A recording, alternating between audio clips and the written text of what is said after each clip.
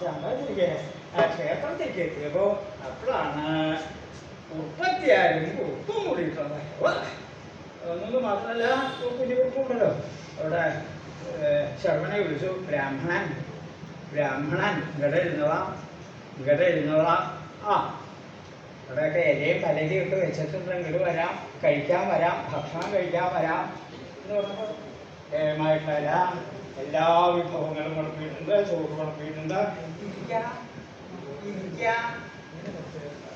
അപ്പോ ശേഷമുള്ള സംശയം ഞാനിതാ അവരിതാ, ഞാനിത് അവരിത്. ഇതെന്ന് പറഞ്ഞാൽ പ്രത്യേകിച്ച് പറയാൻ പേടിക്കണം, അതുകൊണ്ട് പറയാണ്ടിരിക്കണ്ട.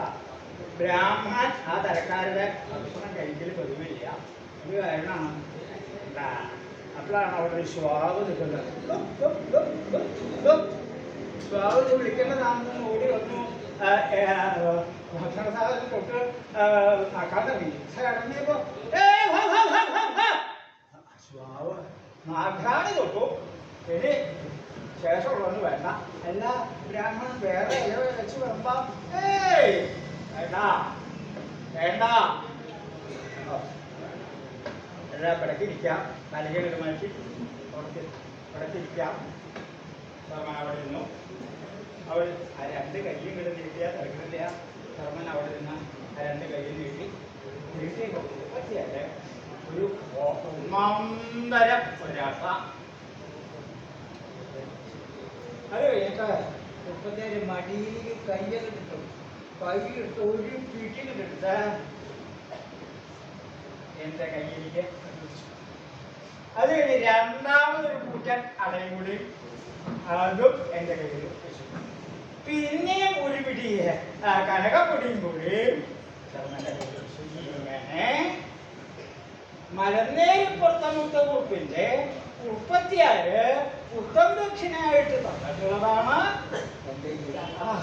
അതിൽ എണ്ണത്തിൽ പൊണ്ണനായിട്ടുള്ള മറ്റേ കുട്ടിക്ക് കൊടുത്തു. മറ്റേ കുട്ടിക്ക് കൊടുത്തതിന്റെ ശേഷം പിന്നെയുള്ള രണ്ടാമത്തെ അടയുണ്ടല്ലോ, ആ രണ്ടാമത്തെ അട ഞാനിത് അതാണ് ഞാൻ അന്വേഷിച്ച് നടക്കുന്നത്. ഓ ഓ ഓ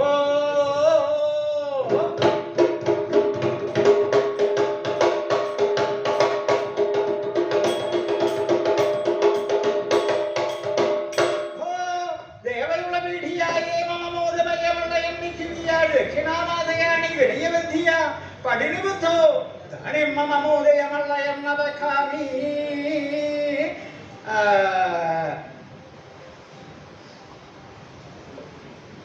എന്റെ ദേവകുലപീഠികായ മമ മോദകമല്ലകം നിക്ഷിപ്യ ദക്ഷിണാമോഷകാണി ഗണയിത്വാ ബദ്ധ്വാ പ്രതിനിബുദ്ധ